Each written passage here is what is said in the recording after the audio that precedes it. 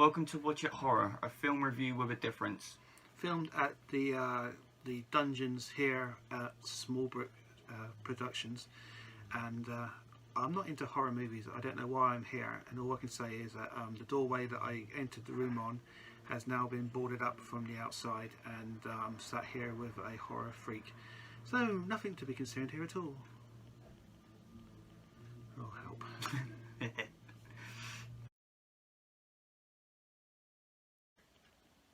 Hi, my name is Luke. And my name's Wayne, and welcome to Watch It Horror, a horror movie review and all sorts with a difference. It's going to be crazy. Take it away. So basically, today's subject matter in the horror category is known as religious horror. And I chose this category to start with because of the release of a game called Farcry 5, which, if any of you have played, is a fantastic game. But it deals with subject matters that you could say are quite horrific and frightening if this actually happened. Basically, Far Cry 5 is a game that a town or a state in America is taken over by a religious cult of people who worship God and think, you know, they're doing God's will by slaughtering innocent people in the name of God, which is absolutely ludicrous. And you just basically have to go in and just try and take them all out, which I know you've got. But I did try the game. Trouble for me though is, and I guess other people must have the same sort of issues, that I can only play certain computer games. Some games just make me ill. It's not because of the subject matter. It's just a certain lighting or it's like first person. They make me unwell. So annoyingly, I don't think I could be able to play it. Which is quite annoying. yeah, But looking at the game side of things, for the brief moment I did play it before I started making it feel unwell. I was amazed by the graphics on it. yeah. And it looked like it was going to be a really interesting story. Oh, it's fantastic. There are certain scenes in the game where actually, without giving too much away, you sort of go through like a bit of a trance when you're playing, and I can understand how that might affect people as well, from what you were saying. Yeah, it didn't affect me from, like, let's say, the story like that. It was the I don't know what it is about certain computer games. It's the colours, it's the darkness. I don't know what it is, but it initially does make me feel like I was going to be unwell. But again, it's not because of the subject matter or the graphics. So there was, of what the story was going on at the time. It wasn't anything like that. It was just whatever it is on computers that make me unwell. But yeah, if you haven't played it, play it because it's fantastic. So the film I'm about to talk about is very similar to the game itself, and this film's called Red State, and it's directed by, I can't remember his name, but he plays Silent Bob in the Jay and Silent Bob films, and it's basically about a religious cult again, but in Texas, and they have their views on like gay marriage and all sorts, and they're very, very against it, and they see it as people doing the devil's work. And the film focuses on this one particular cult, and it's led by this preacher who's their leader, and they end up kidnapping these three young lads who are just going out for a good night, and to them they're going to punish them for what they're doing, which their punishment means death. And things don't go according to plan, and a SWAT team arrive, and all hell just breaks loose. It's like a gun. It's just like a complete shootout between the religious people and the SWAT team, and it's really intense. Really intense. I would call it horror because the subject matters are quite horrific, and I think these people who say, "Oh, we're doing this for God," just absolutely nuts. So looking at, I'm not going to watch it personally, but looking at they say it turns out to be a lot of shooting ups. Does that take away? Because you see so many films out there that are like just constant shooting. Yeah. Does that take away from the essence of the actual story, or does it integrate it nicely? I think it does slightly take it away from the story, because it starts off very dark, especially when the boys are like kidnapped and stuff, and you see what they've done to someone not in the group of lads they've adopted, but they've adopted someone else as well, and what they've done to him, and that's what's in store for them next, and that's what's quite frightening. And then when the SWAT team arrive, it's just like changes to a completely different film. But I quite liked it. I like that idea because you think it's going one direction and it's like, no, we're going this direction now, and it throws you off. It sounds like two different movies. I think that could have sort of been spliced together. Yeah, I quite liked that though, because I thought it was just going to be quite a dark, depressing, torture film, and I don't really do torture films, so I did like that it went in a completely different direction because it took me by surprise, and that's what made the film a little bit better for me, because it's like, yeah, you think they're gonna get, you think that the Bible people are gonna do what they want, but it's just like, nah, the police have had enough, then they can't do what they want anymore, and because they've got God protecting them, it's like, yeah, well, this is what bullets can do then, and that's cool. Let me ask you this: obviously there are sadly a lot of horrific things that happen in the world in real life.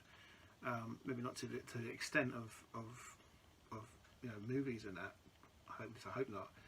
But with all that going on in the real world, what is it that of horror movies that sort of attracts you to wanting to watch all that sort of stuff on the screen? It's not, to be honest, it's not really the type of film I would have wanted to watch until I heard who was directing it, and like the actor who plays the preacher in it. I can't remember his name, but he's just a brilliant actor from what I've also seen him in, like Dust Till Dawn, and it's not really a subject matter in that category I would focus on. So this is really a first for me. But I was saying, but away from the movie for a moment, but say in an actual genre of horror movies. Oh right. What is it about horror movies when you got real sort of I see horrible things going on in the world that sort of attracts you and horror movie fans? Well, for me personally, stuff that's going on in the real world, for me, horror films is a way to distract me from what's really going on. Like, I know you got these films that are based on like true life serial killers, and that does not interest me at all. To me, that's exploitation. You think of the families of the victims, these people killed, and then, they're doing another Ted Bundy film or John Wayne Gacy film, and it's like, why? These people killed 30 innocent people for no apparent reason, yet they're making films about them. I don't see the point in that. So for me to watch films like Halloween and Friday the 13th, where it's so over the top, so ridiculous, like the killer dies at the end of the film, and then they're back in the sequel by a supernatural force. For me, that's my form of entertainment, and I prefer to watch that kind of stuff, because it's not so realistic, because stuff that's going on in the real world at the moment, I can't watch the news, because every time I put on the news every morning, it's like innocents are being killed, and it's just like, what's going on? So it's not so much the movies based on real acts in the world. You're into more the fictitious side of it. The stuff that's just so over the top it would never happen. So like mummies and Frankenstein, Draculas, it's just all made up, and that's more for me, that's horror. So so second film is, I like to put in, it's again religious horror, but it's more ritual horror, and I'm pretty sure 90% horror fans have seen this, and that's The Wicker Man. I think was it Nicolas Cage? Was he? Yeah, it was the remake. Yeah, I saw that. Yeah. I'm not talking about that one, mate. No, I'm just saying. I'm just making sure I actually knew the story in some essence. It helps. Yeah. So basically, Wicker Man is about a police officer who goes over to this island to investigate a disappearance of a little girl, and he happens to come across this sort of pagan cult, and he finds what they believe and what they do, like their rituals and stuff. It's just, he don't get it, and basically he meets probably one of the scariest endings for a film I've ever seen, where, spoiler, I do apologise, but everyone must know this. He gets put into the Wicker Man, and they sell it like, and that's basically the end of the film. But they're basically doing this. He's a sacrifice so they can get a good harvest for the summer. So, and that's what paganism is all about. sacrifices and stuff, but I don't think that happens anymore. You know, sort of ruled out like many years ago because it was like sacrificing someone, no harvest. What's going on? So, yeah. So would you? I mean, I say I've seen the Nicolas Cage version. I remember being like, "Oh, the story's interesting." You know, he goes back and he's trying to get his daughter. Yeah, something yeah. Like that, and then ends up if you spoiler alert and all that, you know, and it ends up with like Luke was saying, you know, he's trapped in this tower thing and gets burnt and that. And I was like, at the end of the movie, I was like, seriously? Did I just waste an hour and a half? It's when he's got the that mask thing on. They put the bees in them. And he's like, not the bees. That's probably one. Do you know those gifs that you see on like all over Facebook and like and stuff? There's some moving images and that. You know, that's probably one of the most common Nicolas Cage ones I've ever seen. And that's quite. Every time I see it, I just think, oh god, that was a terrible film. And like they remade the original Wicker Man. Don't get it. Sometimes they should not remake these things. No. There you go. Yeah. I think that's it. Is that it? Yeah. Oh, you know, fine. Okay, no worries. Well, I will actually quickly mention that we mentioned Nicolas Cage. Ghost Rider. Oh yeah, good films. I saw the first Ghost Rider. I thought Nicolas Cage is really good in this, and I like the story. And I don't know, would you class it as horror-ish? It has horror elements, just the whole how he looks, I think. But I saw the first movie and I really liked it. And when they made the second one, I thought, oh, brilliant! They're going to make it a sequel.